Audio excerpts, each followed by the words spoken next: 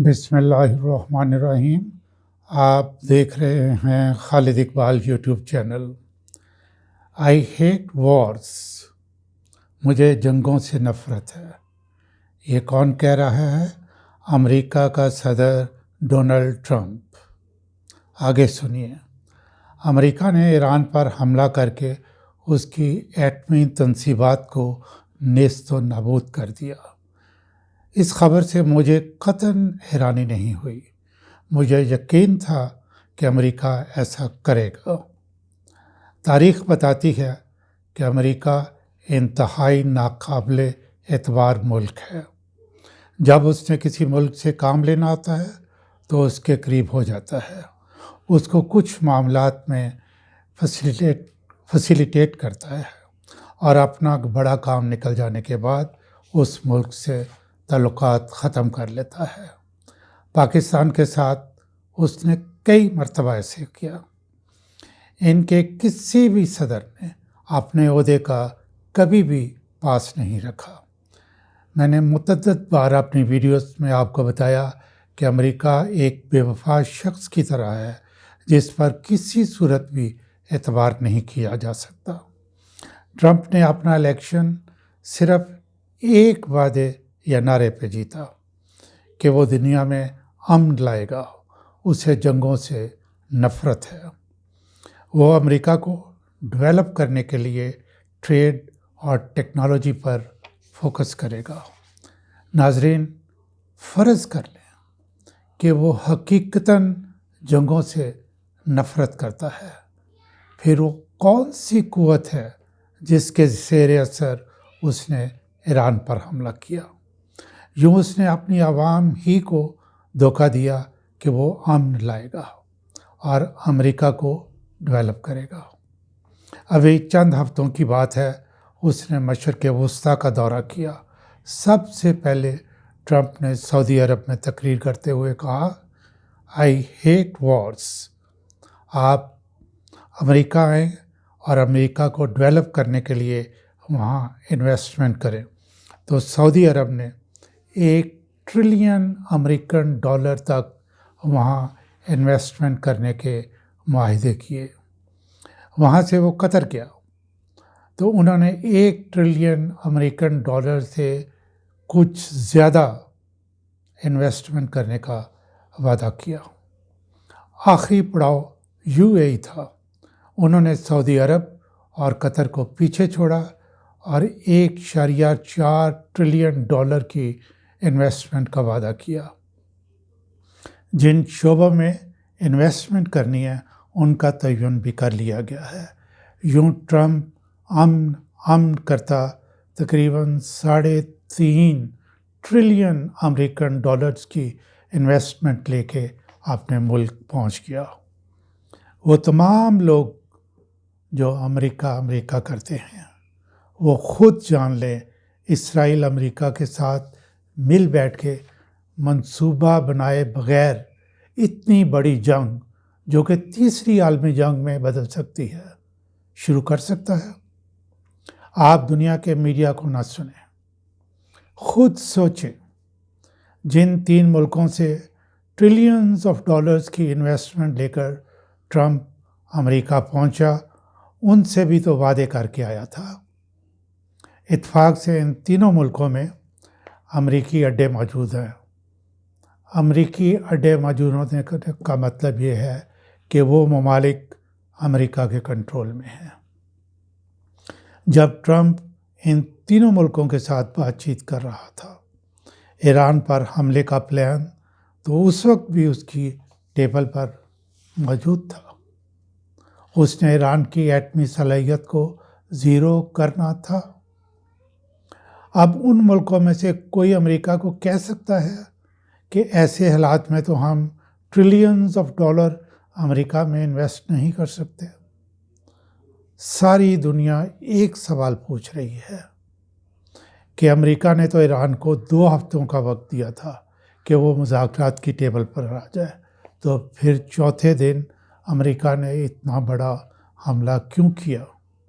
ناظرین، یہ بات سمجھنا ذرا بھی مشکل نہیں۔ International atomic energy agency IAEA، جس کا ہیڈ آفس ویانا آسٹریا میں ہے، اس نے امریکہ کو اطلاع دی کہ ایران یورینیم انریچمنٹ کے اس لیول سے کافی دور ہے جس لیول پر ایٹمی ہتھیار بنائے جا سکتے ہیں، لیکن امریکہ کا بیبی اسرائیل ضد کر رہا تھا کہ ایران آج نہیں تو کل اس لیول تک پہنچ جائے گا، پھر یہ ہتھیار بنائے گا اور ہمیں مارے گا، اس لیے اس کا سارا سسٹم امریکہ آج تباہ کرے۔ امریکہ نے جو وقت لیا، یہ اس نے ایک چال چلی۔ اگر یورینیم کی موجودگی میں امریکہ بم برساتا تو خطرہ تھا کہ سیریس قسم کی لیکیج ہوتی جو ایران کے ارد گرد ممالک کے لیے انتہائی خطرناک ہو سکتی تھی، بلکہ ہوتی، خاص طور پر سعودی عرب کے لیے۔ ایران اور سعودی عرب کے درمیان صرف سمندر ہے، پرشین گلف۔ پاکستان، افغانستان، ترکمنستان، آذربائیجان وغیرہ کے لیے تو یہ بہت ہی خطرناک ہوتا۔ ایران نے اسٹرکچر اور مشینری کے علاوہ یورینیم وغیرہ کسی اور جگہ شفٹ کر لیا، سو امریکہ نے پلانٹ کو تباہ کر دیا۔ بہرحال میں تو اسے انسانوں کے لیے بہت بہتری کی بات کہوں گا۔ اب امریکہ یہ سمجھتا ہے کہ سائنسدان اس نے پہلے مار دیے۔ یہ کچھ دیر بعد پتہ چلے گا کہ یہ راکٹ اسرائیل نے مارے تھے یا امریکہ نے۔ پلانٹ امریکہ نے تباہ کر دیا۔ اب دوبارہ اس پوزیشن یا لیول پر آنے کے لیے ایران کو بہت وقت لگے گا۔ دوسری طرف غور کریں تو ساری دنیا، خاص طور پر مسلم ممالک یہ سمجھتے تھے کہ اسرائیل کو کوئی ملک کچھ نہیں کہہ سکتا۔ غزہ پر نیتن یاہو نے جو ظلم ڈھائے، ساری دنیا نے تقریروں کے علاوہ اور کچھ نہیں کیا، لیکن ایران نے جرأت مندی کا مظاہرہ کر کے اسرائیل کو خاصا نقصان پہنچا کے دنیا کو یہ بتا دیا کہ انسان حق پر ہو، جرأت ہو تو کم از کم مقابلہ تو کیا جا سکتا ہے۔ صرف سعودی عرب نے تھوڑی جرأت کا مظاہرہ کیا اور ایران کے ساتھ تمام اختلافات کو بھلا کر امریکہ کو یہ کہہ دیا کہ اس کے جو اڈے سعودی عرب میں ہیں وہ ایران کے خلاف استعمال نہیں ہونے دیے جائیں گے۔ ناظرین، میرے انالیسس کے مطابق میں دوسری طرف آ رہا ہوں۔ بھارت اور پاکستان کی جنگ ابھی ختم نہیں ہوئی۔ 6 طیاروں کا نقصان کروا کے، جس میں 4 رافیل طیارے تھے، مودی خاموشی سے نہیں بیٹھے گا۔ یہ بھی اسیس کرنے کی بات ہے امریکہ کتنی دیر تک پاکستان کا ساتھ دے گا اور کب اپنی عادت کے مطابق پاکستان کی طرف سے منہ پھیر کر بھارت کی پشت پر کھڑا ہو جائے گا۔ ہمیں اس دن کے لیے تیاری کرنی چاہیے۔ ناظرین، یاد رہے، یہ سارا کچھ کرتے ہوئے ڈونلڈ ٹرمپ کہتا ہے I hate war, I love peace۔ سعودی عرب، قطر اور UAE کو دوبارہ سے سوچنا ہوگا کہ وہ اپنی دنیا سے دور کسی بے وفا کے ساتھ پیار کی پینگیں چڑھا رہے ہیں۔ یہ وقت ہے پاکستان اپنے اندرونی اختلافات بھلا کر بلوچستان کے مسائل حل کرے۔ اب تو امید کی جا سکتی ہے کہ ایران را کے ایجنٹس کو ایران میں جگہ نہیں دے گا اور وہ ایران سے آ کر بلوچستان میں کارروائیاں نہیں کر سکیں گے۔